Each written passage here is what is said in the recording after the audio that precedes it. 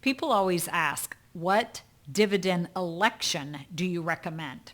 So let's back up a minute. We've got whole life insurance from a mutual company. Think Guardian, New York Life, Mass Mutual, that kind of thing.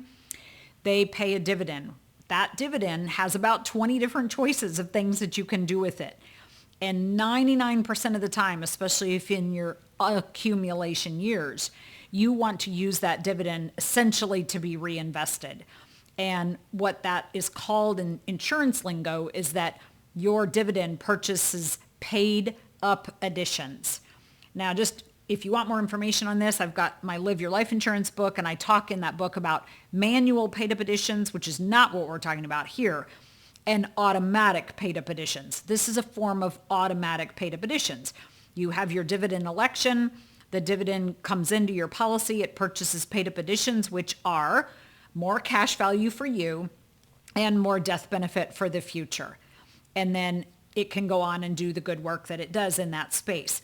Now, you could choose to have your dividends pay off your loan. I wouldn't. You could choose to have your dividends in cash. I wouldn't. Nevertheless, those are a couple of the options. And sometimes in your later years, when you're on the distribution side of your money, those can make sense. But generally speaking, I recommend that your dividend election is that of paid up additions, which is in essence reinvesting. I really want you to have the gift of answers here. This is important that you have a decision that you can make. What do you want your dividend to do?